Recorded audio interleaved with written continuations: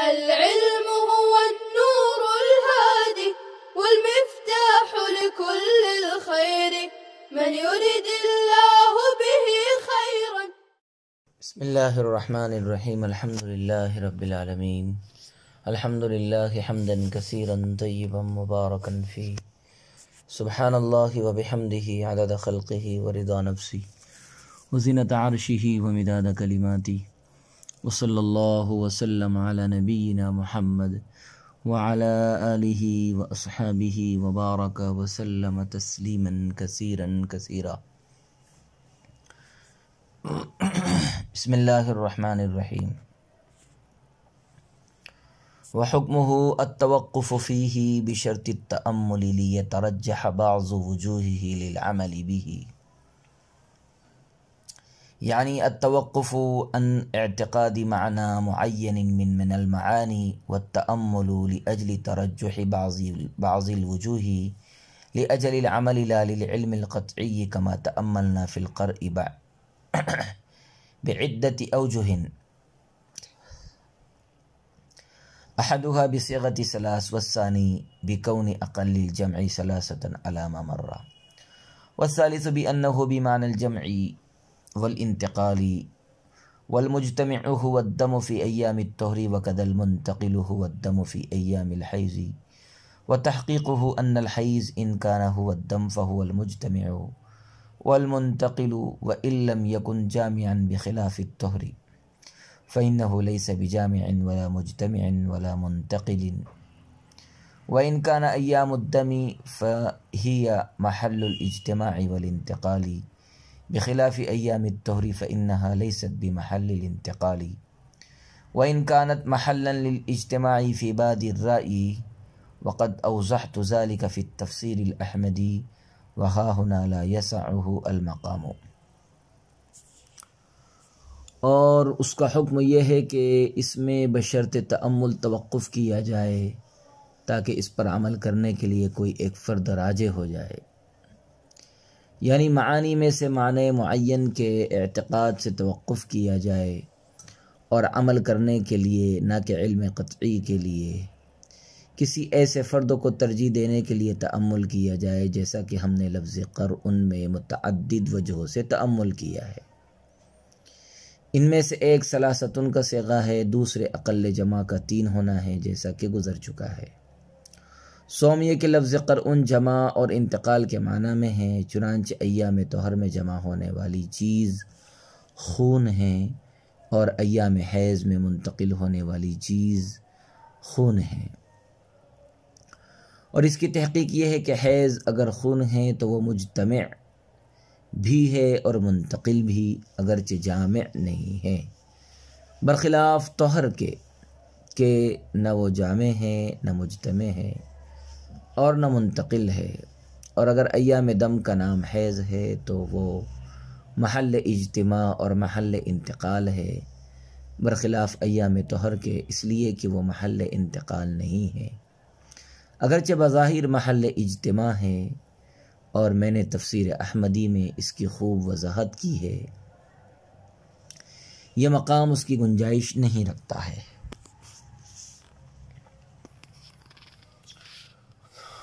مصنف رحمۃ اللہ علیہ نے فرمایا کہ مشترک کا حکم توقف ہے اور اس کے کسی ایک معنی کو ترجیح دینے کے لیے تاکہ اس پر عمل ہو سکے غور و فکر کرنا شرط ہے۔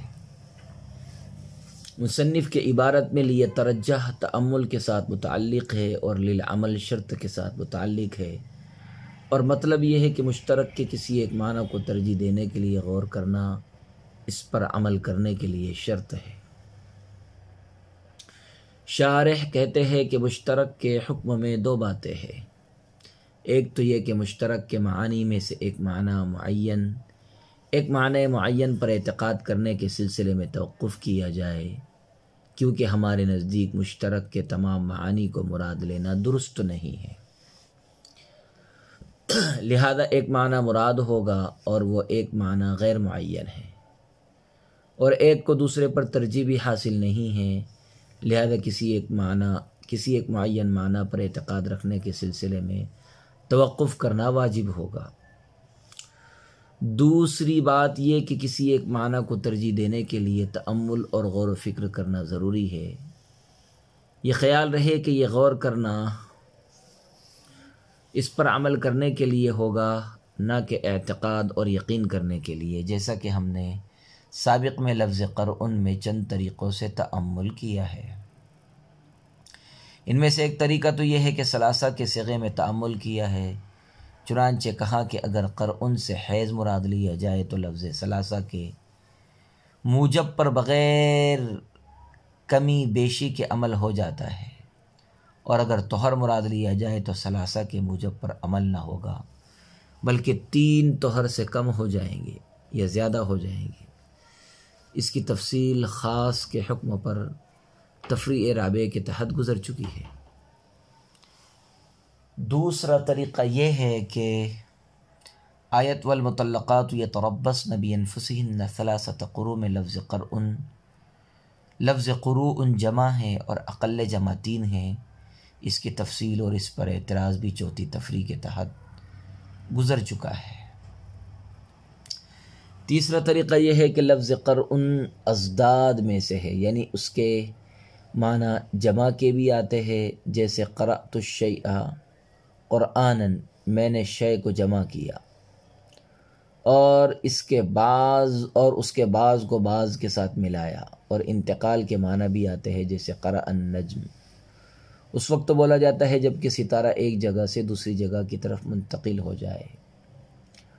بہرحال قرء کے معنی جمع اور انتقال دونوں ہیں،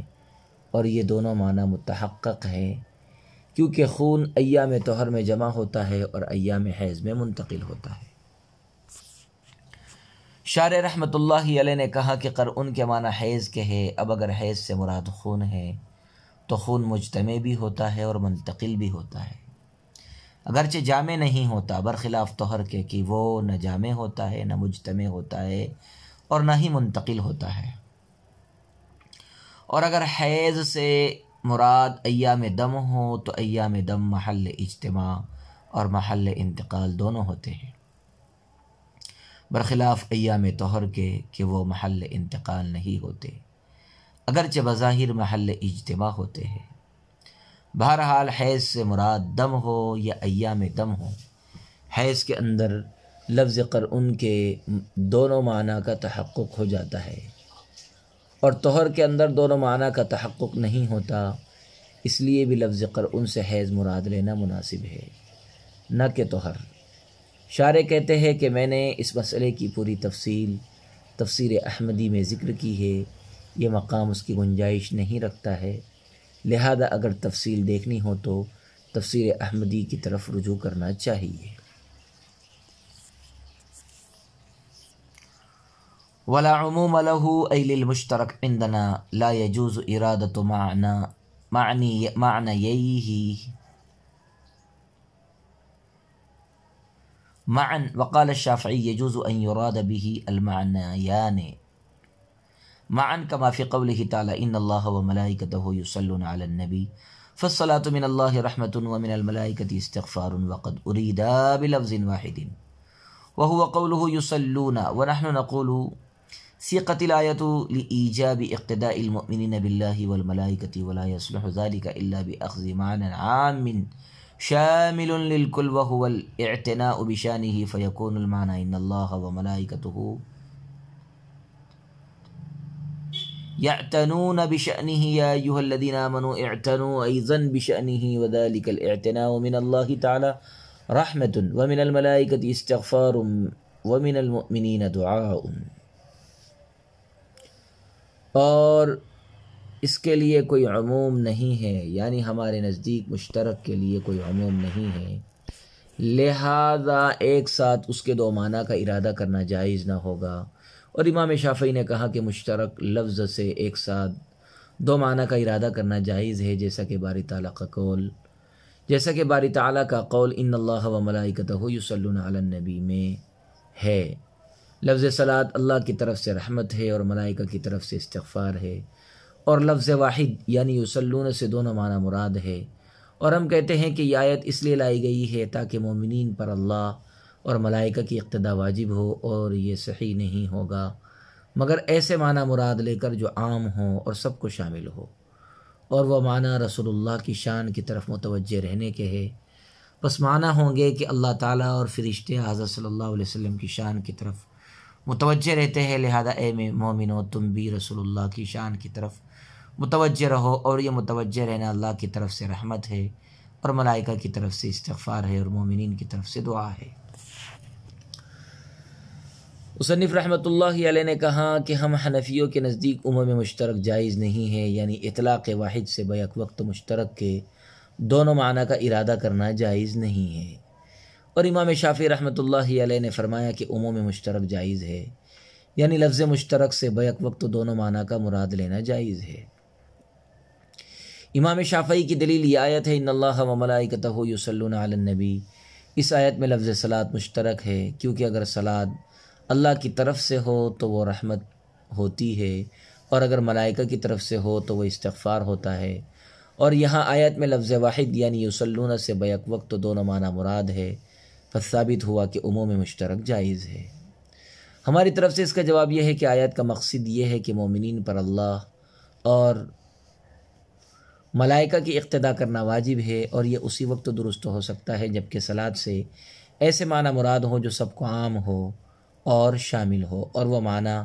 اعتناء شان کے ہے۔ اب آیت کا مطلب یہ ہوگا کہ اللہ اور ملائکہ رسول اللہ کے اعتناء شان کرتے ہیں، یعنی آپ کی شان کی طرف توجہ کرتے ہیں، لہذا اے مسلمانوں تم بھی رسول اللہ کی طرف متوجہ رہو، اور یہ اعتناء یعنی متوجہ رہنا اللہ کی طرف سے بصورت رحمت ہے، اور ملائکہ کی طرف سے بصورت استغفار ہے، اور مومنین کی طرف سے بصورت دعا ہے۔ حاصل یہ کہ آیت میں صلاۃ کے ایسے معنی مراد ہیں جو سب کو شامل ہے، اور اس صورت میں یہ عموم مجاز کے قبیلے سے ہوگا، نہ کہ عموم مشترک کے قبیلے سے۔ پس جب یہ آیت عموم مجاز کے قبیلے سے ہے اور عموم مشترک کے قبیلے سے نہیں ہے، تو اس آیت کو عموم مشترک ثابت کرنے کے لیے استدلال میں پیش کرنا درست نہ ہوگا۔ وصلی اللہ وسلم علی نبینا محمد وعلی آلہ واصحابہ وبارک وسلم تسلیما کثیرا کثیرا۔